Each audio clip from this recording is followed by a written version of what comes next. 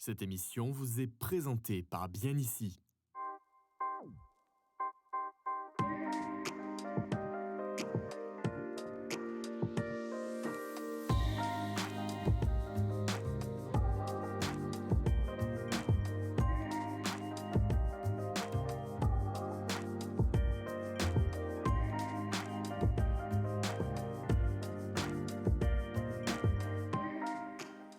Bonjour à tous, bienvenue dans votre émission hebdomadaire consacrée à l'immobilier. Ça s'appelle Azurimo, donc évidemment on va parler d'immobilier avec des conseils, des expertises pratiques. Je suis très heureux d'accueillir aujourd'hui Renaud d'Albera, le directeur du cabinet de gestion d'Albera. Soyez le bienvenu. Merci. Alors, on va parler de gestion, ce que ça veut dire. Vous êtes aussi président de l'UNIS Côte d'Azur, parce que la location, les contentieux, les conseils auprès des locataires, ça n'a pas de secret pour vous. Si on devait définir, Renaud d'Albera, ce que fait, quel est le périmètre d'un cabinet de gestion, quelles sont ses actions concrètes ?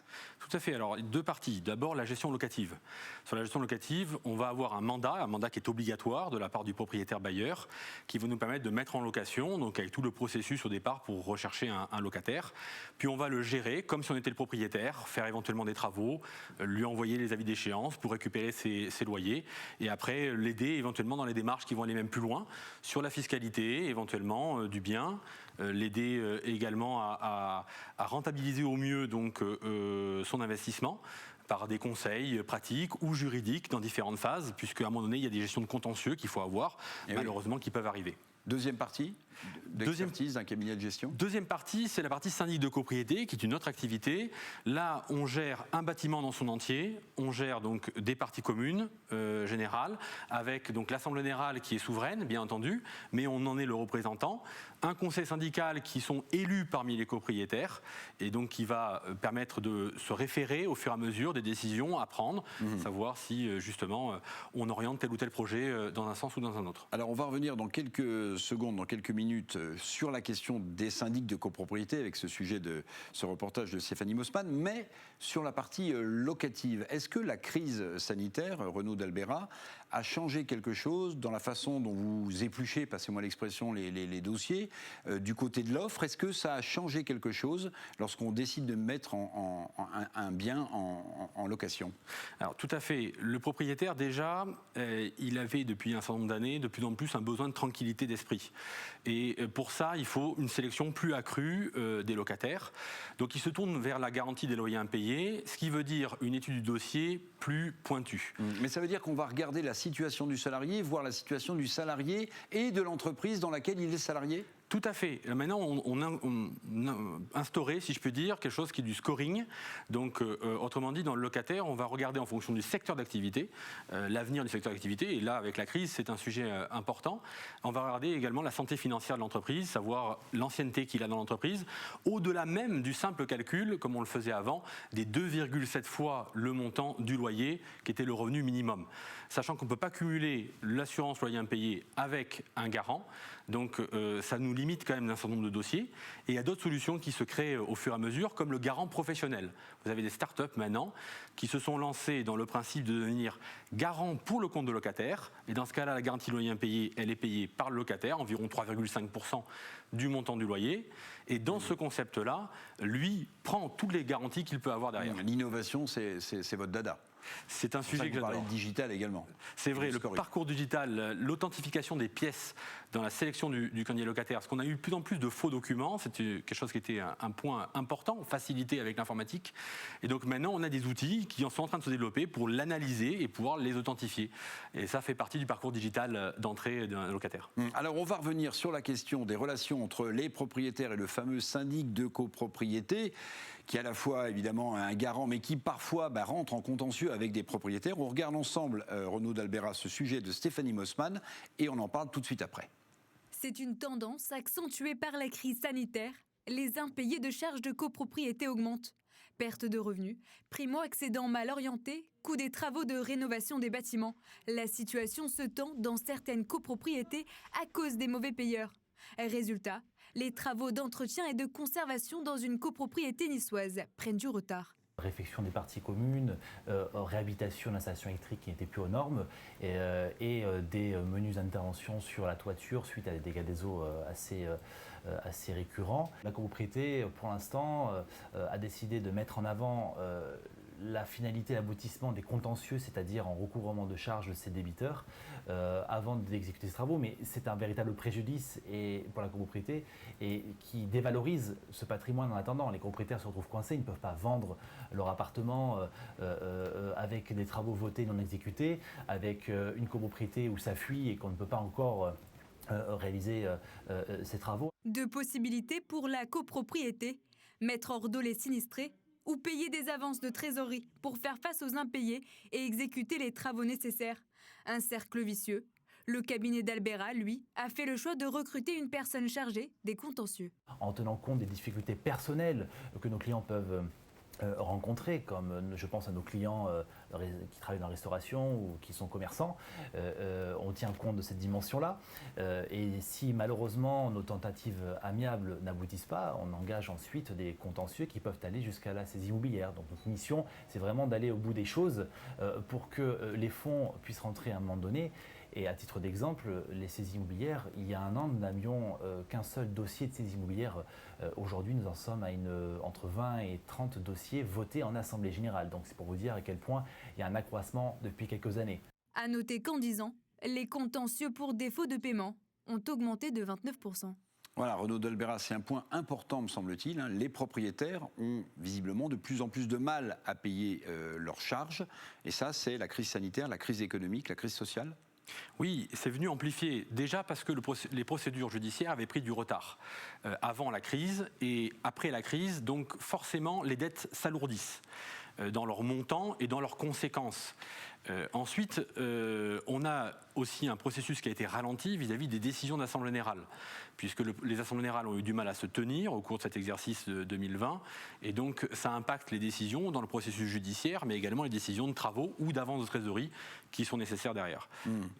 Est-ce qu'un propriétaire est tenu de payer ses charges régulièrement? J'ai entendu des cas, alors comparaison n'est pas raison, mais où des propriétaires disaient « moi je vends mon appartement dans 6 mois, 7 mois, vous retiendrez les charges accumulées non payées sur la vente du prix de mon appartement ». Alors, il est tenu de payer les appels de fonds à la date d'exigibilité. Et par conséquent, il s'expose à des frais supplémentaires de contentieux qui sont prévus au contrat de syndic, à savoir d'abord une lettre relance simple, mais après du RAR, de l'huissier, voire une procédure judiciaire, même s'il a un projet de vente derrière. Par contre, oui, on récupère au moment de la vente la totalité du montant. Mais ça peut aller jusqu'à pousser un propriétaire qui ne paye pas ses charges depuis longtemps à vendre sur saisie son bien immobilier ? Oui, bien sûr. Ça le pousse à aller dans l'action pour arriver à une solution. Et c'est ça qu'il faut, et c'est pour ça que j'ai recruté quelqu'un au sein du cabinet aussi, c'est que d'abord privilégier l'amiable, d'abord privilégier la tendance de dire on peut essayer de vendre soi-même aux meilleures conditions du marché, plutôt que d'aller en saisie immobilière où on perd beaucoup en coût de procédure et beaucoup également sur la valeur du bien. Renaud d'Albera, avant de payer ses charges de propriétaire, il faut d'abord acquérir le bien et souvent prendre un prêt immobilier. Ludovic Lérima, vous êtes avec nous en direct depuis Mieux vivre votre argent. Je vais vous poser une question très simple. On dit que les autorités ont assoupli les conditions de financement de ces prêts. Est-ce que vous pouvez rentrer un peu dans le détail ?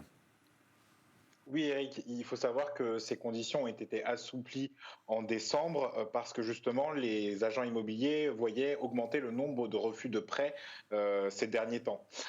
Ces nouvelles conditions sont extrêmement intéressantes pour les particuliers. Le taux d'effort, par exemple, c'est-à-dire la part entre les mensualités et les revenus du ménage, va désormais passer à 35% contre 33% auparavant.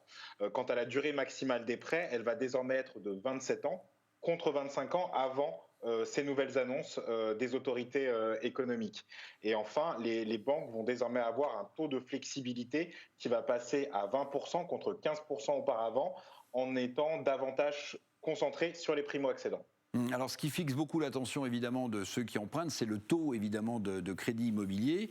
Ils sont bas, on va le voir tout à l'heure. Est-ce qu'ils vont remonter ? Est-ce que c'est le moment d'acheter ? Alors, a priori, il ne devrait pas y avoir de remontée de taux en 2021.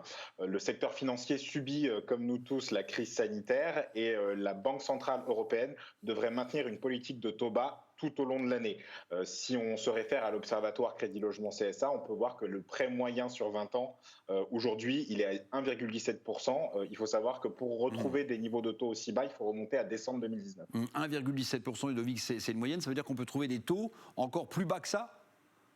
Tout à fait. Si vous faites partie de ce que les banquiers appellent les bons dossiers, c'est-à-dire les emprunteurs qui sont en couple, dont le revenu est à peu près de 6 000 euros à deux fixe et surtout qui ne sont pas impactés par la crise sanitaire avec un petit apport de 20%, vous pouvez bénéficier de taux exceptionnels, 0,5% sur 10 ans, 0,69% sur 15 ans, 0,84% sur 20 ans et même 1,05 sur 25 ans. C'est pas beaucoup. Merci beaucoup, Ludovic Clérima. Depuis Mieux vivre votre argent, Renaud d'Albera, ce sont des taux, mais absolument incroyables. On se dit, c'est le moment d'acheter. Avec une rentabilité qui est supérieure à 1% sur un bien immobilier, on est gagnant. Impressionnant, tout à fait. On a un véritable effet de levier à avoir là pour l'investissement locatif. Donc ce sont des bonnes nouvelles pour le marché immobilier, c'est certain, parce qu'avec ce taux aussi bas, on va avoir une rentabilité qui va être améliorée. Sur le locatif, ce qui reste une valeur refuge quand même sur les périodes de crise. Donc, est-ce qu'il n'y a pas un problème d'offre aussi dans la région qui est la nôtre? Est-ce qu'il y a autant de biens que ça à louer ou à acheter? C'est une chose d'avoir des taux très bas, c'en est une autre de trouver, j'allais dire, chaussures à son pied. On a un marché qui est certainement très tendu et en plus on a des critères de recherche qui ont évolué. On l'a vu de plus en plus tourner vers l'extérieur, tourner vers une vue des surfaces un peu plus grandes, ce qui n'est pas facile parce que les prix sont maintenus à des niveaux assez élevés sur le littoral. Donc ça peut être que favorable en tout cas à ce que les crédits continuent dans ce sens-là. En même temps, ce que vous disiez sur le scoring de celui qui veut louer un bien est encore plus vrai sur celui qui veut acheter un bien. Ah, c'est exact. Les secteurs d'activité, c'est ce que disait Mieux vivre votre argent, va impacter aussi sa capacité de crédit et derrière son souhait. Sans oublier quand même que l'investissement locatif, pour beaucoup, c'est un revenu futur pour la retraite. Ça, c'est d'autant plus valable aujourd'hui dans l'économie que l'on a. Renaud d'Albera, directeur du cabinet de gestion d'Albera, mais aussi président Unis Côte d'Azur, ça veut dire que vous occupez des locataires, c'est ça que ça veut dire? On s'occupe avec le syndicat de la partie transaction, location, également gestion, syndic pour un certain nombre d'adhérents professionnels d'immobilier en local. Je vous remercie d'avoir été mon invité dans ce nouveau numéro d'Azur Immo. Quant à nous, on se donne rendez-vous évidemment la semaine prochaine pour de nouvelles aventures immobilières dans toute la région sud. À bientôt. Cette émission vous a été présentée par Bien Ici.